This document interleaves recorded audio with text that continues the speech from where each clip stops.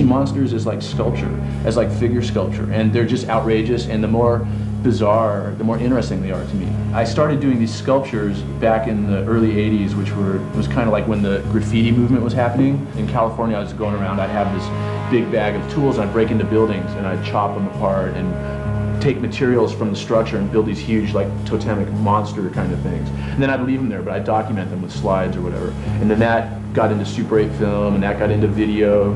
And then during one of those pieces, I threw out my back really bad. And so I was like confined to a bed. And in that time I decided, well, I'll try to write a script for a movie. And that was Red and Rosie.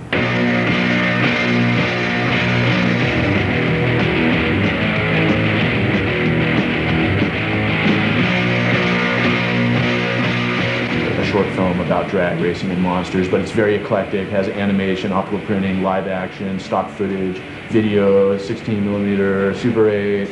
Has monsters in it, you know, has outrageous costumes, has like a mock documentary style. It's just like a big collage of a lot of crazy shit. And I was very interested in developing that style more. It's kind of out of control, just mega overload kind of style. And that's Love God came out of that. I had one of my assistants read the script, and it came back with, I think, the first words that have later been immortalized as, "Youch! This script is hot." After reading it, I spoke to Frank Groh on the telephone and expected him to be some sort of complete nutcase, someone who's completely insane, someone who'd be capable of writing such a freaky film, and then finding out that he was in fact incredibly grounded, incredibly intelligent. Actually, I sent out about 10 scripts, and they all came back with little notes saying, "Oh, we enjoyed reading your script. It was a lot of fun. You know, this film will never get made," essentially. And then Ted's came back saying the exact same thing. "This film will never get made. Thank you. We really enjoyed the script, but we're going to try to make it."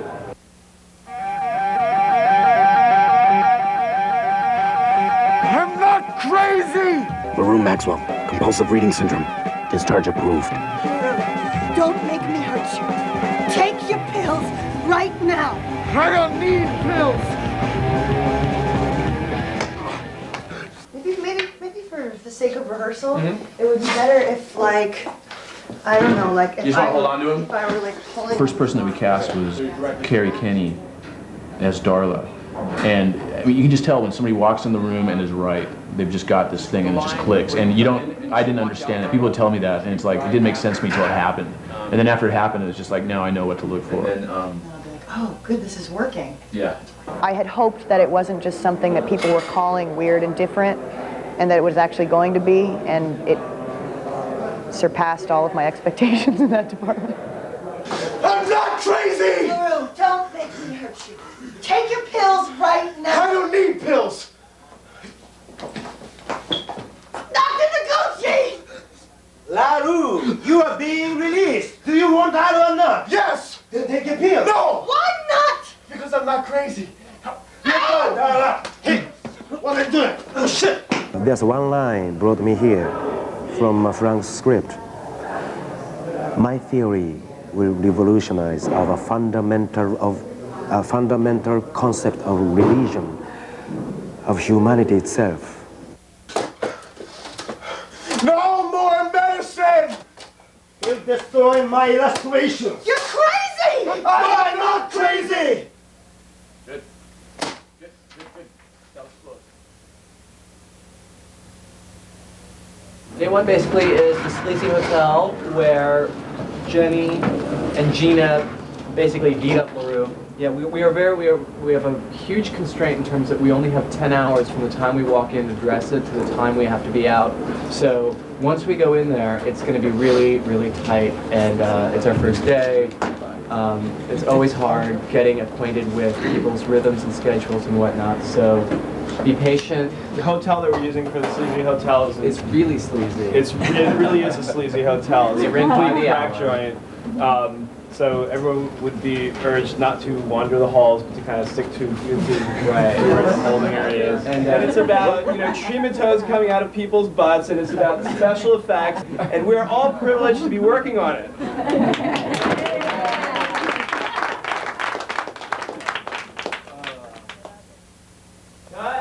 Cut!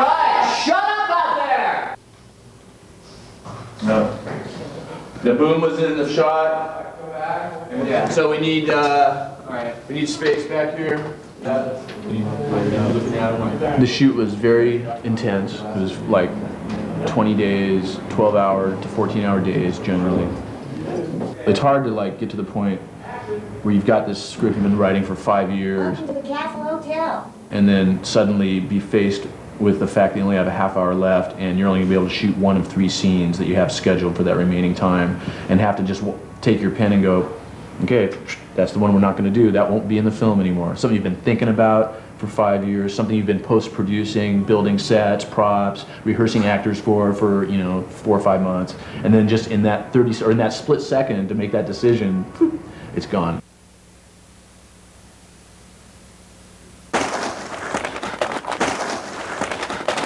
Apartment sale, spring cleaning, Saturday, April 13th.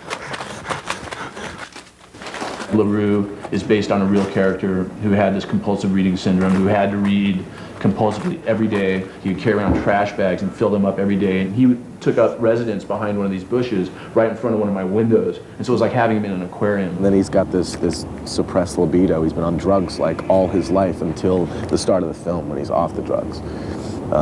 So without drugs, he's reading like a maniac, he's hearing voices. Jesus loves everybody. Praise Jesus. I'd try to, like projects other than this one, where I'd try to bring a physical life to the character, and then the director would say no because of safety reasons. But Frank was very open to that kind of collaboration, so that when I would recommend like the light pole stunt, for instance, I told him what I could do and he trusted me.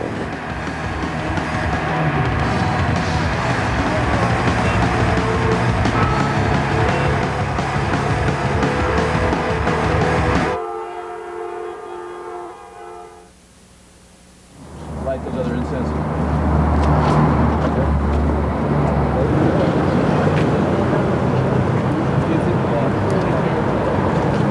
Next to her? Yeah, for when you do the nail. Jerry and I were walking up the street, and these guys came along and started yelling at the crew. They obviously knew we were filming a movie, and they started yelling, low budget, blah, blah, blah.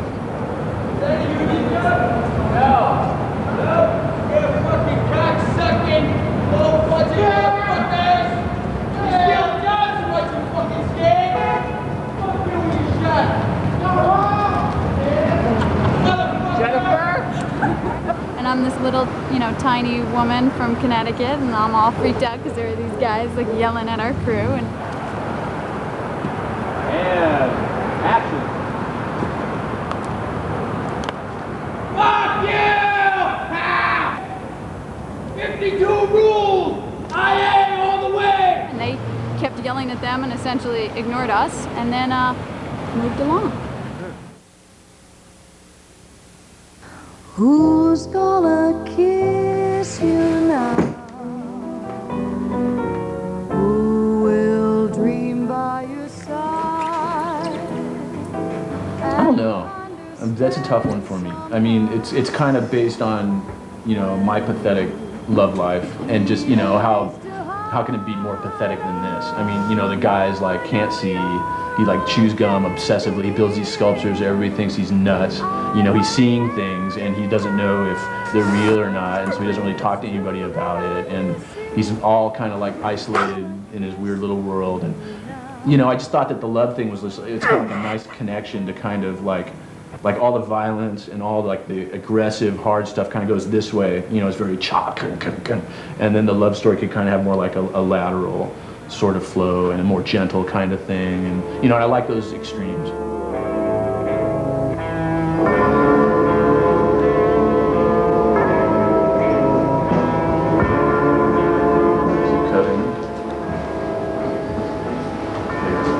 Okay, lift the implement. Wipe your eye, or your cheek. Turn the blade around as you wipe. Be very sad.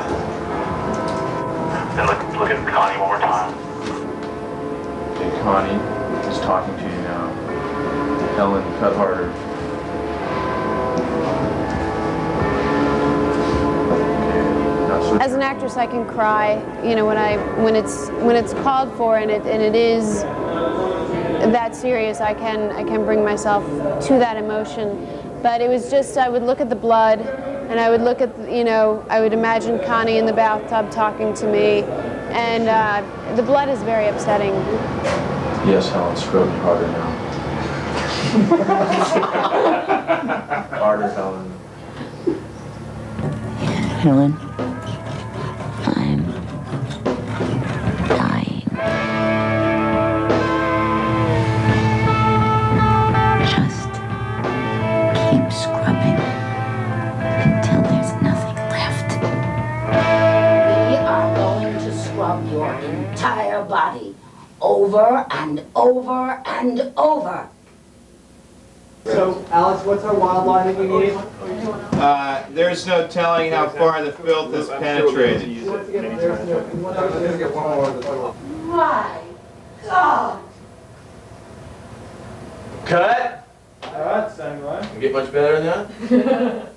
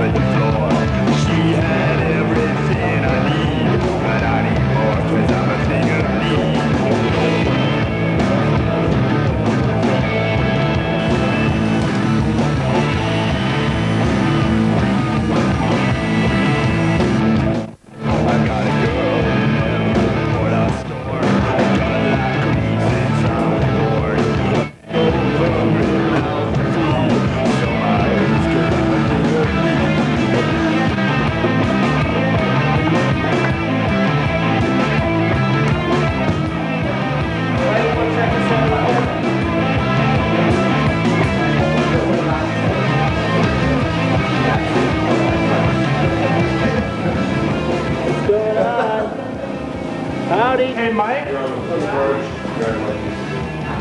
Watch out for a little bit of a sign in the ass. Look to your right here. Hey, I got a piece of plastic down there. You can put this on so it doesn't get dirty.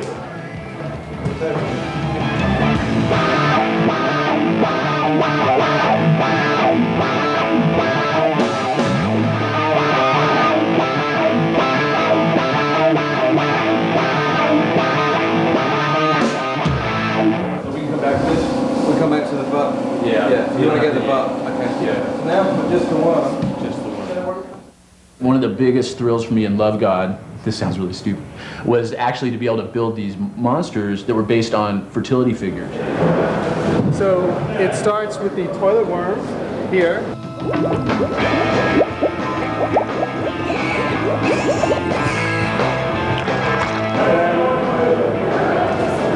The hand puppet worm. This one has an airbag inside, which will open and compress. It will also shoot flames out of the horn.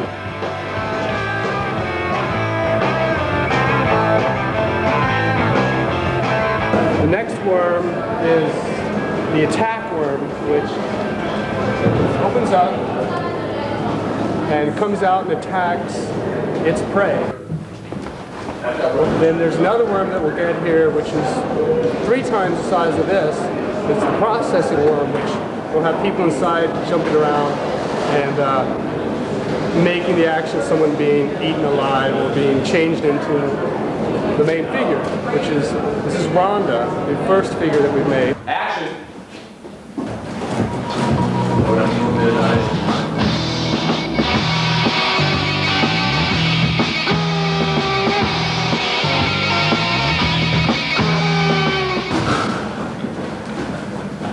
Okay, cut.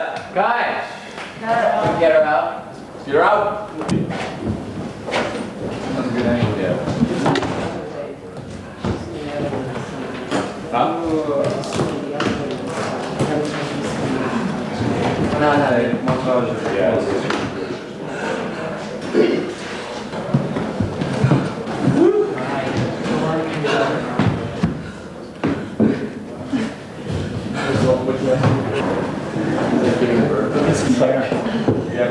Go outside. There's some air out here.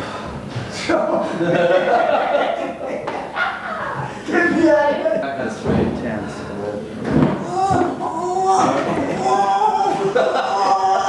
Leslie? Do we have a place to figure? We got one more shot with the full suit. One day, Anthony just brought me into the office and said, "Oh, there's a cartoonist here I want you to meet. He's interested in doing digital effects." We had a lot of the same taste in comics, and he was a big comics fan. He knew my work, and he also had the same visual vocabulary that I did. We had all the same reference points. We were both totally ruined by reading all the same junk as kids.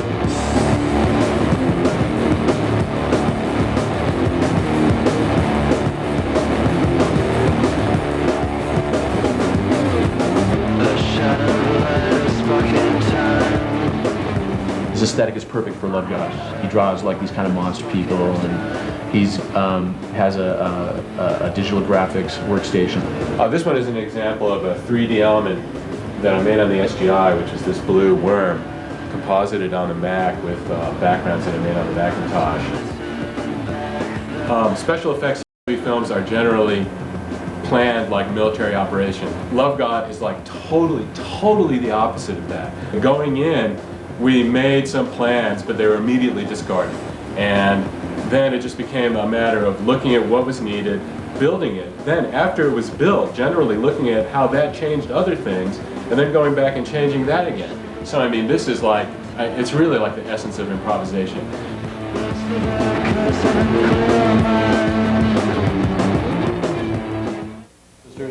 That's good. Yeah. What do they think about you making this movie? Have you read the script?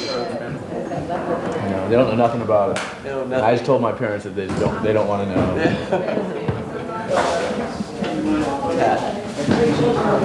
Come on and go for a ride. Is this your Got this many more to do. We've got 20 minutes. I have been waiting every single day for Frank to lose it, and he hasn't. And it's terrifying and exciting.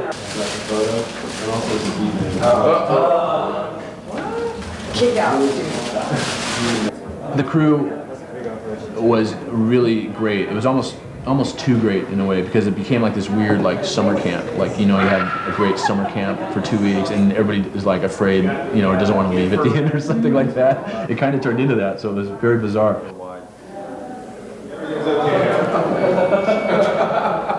Everything's under control.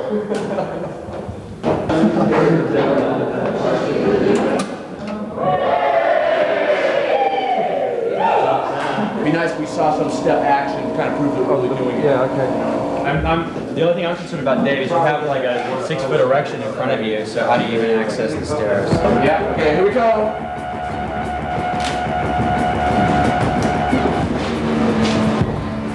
You're on, dude. Okay. Squirt. Good, keep going. Stop. Okay, onward. Okay. And you're gonna work. Stand by. And all right, I think we're ready. Okay, and action on the eyes and tongue and nipples. Open the lips. Open the lips. Open up! Open. Squirt. Close the eyes.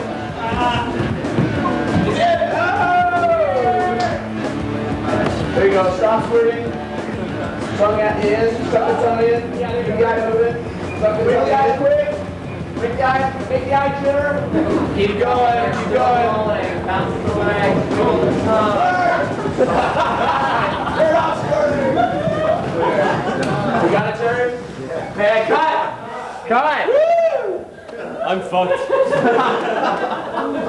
And that's it. And that is a wrap on the monster fuck, ladies and gentlemen. Let's have a big hand for the comic figure and the action figure.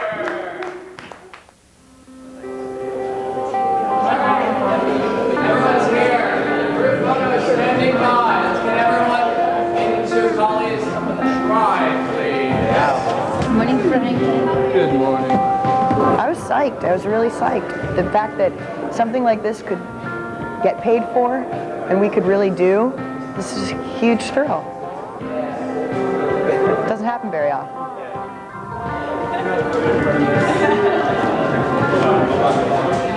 Love God felt like it was something that had this great big question mark over every page, and the question could only be answered by making the film.